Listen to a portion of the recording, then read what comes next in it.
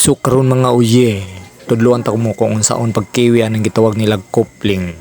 Ang atong buhaton mga uye, magamit tag level bar. Level na nato ang pacing aning coupling nilang gitawag. Nya nakakita mo ng tubig na sa sulod, kailangan nakasentro na siya mga uye ha. Kung nakasentro na siya, libelado na yung atong coupling.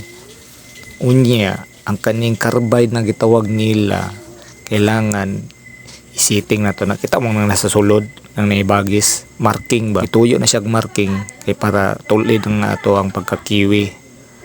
Ya, kailangan kana bitong tumoy ang carbide. Kung usan dikit ana niya, maupo na sa luyo para pantay ang laom sa isig kaluyo mga uye. Ang entrada po sa luyo, kailangan maupo na yang distansya kay para dili mga hiwi ba. Kasi tawag na bliko ba. Kay bati kayo tanawon mga uyi kung mga lubag ang atong agi, masawayan unya ta sa mga tao da sa kilid-kilid kusog grabe kay na sila manaway mga uyi. Manawayon na ba kayo na sila mo ng quality is the best yun mga uyi ha. So mao jud na importante mga uyi na di kalidad ang atong mga trabaho kay para saligan ta sa atong mga supremo.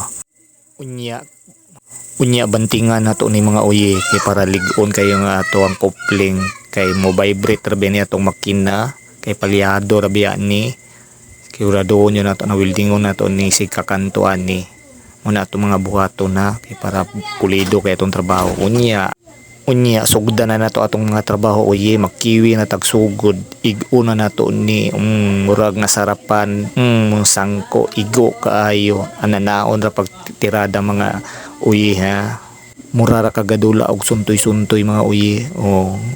Tanawa mga uyi, di ba ka maganahan ana basta masiting na siya mga uyi, relax na kaayo ka, magsige na lang kag tindog, mura na kag tapulan ana mo na ilang giingon, sige tindog pero taas og agi mga uyi. Sa permiro relisod ani mga uyi, pero pag ma-sit up na pati na joning relax mo na nakanindot pag turnero ka. So dire lang tataman mga uyi, bye bye.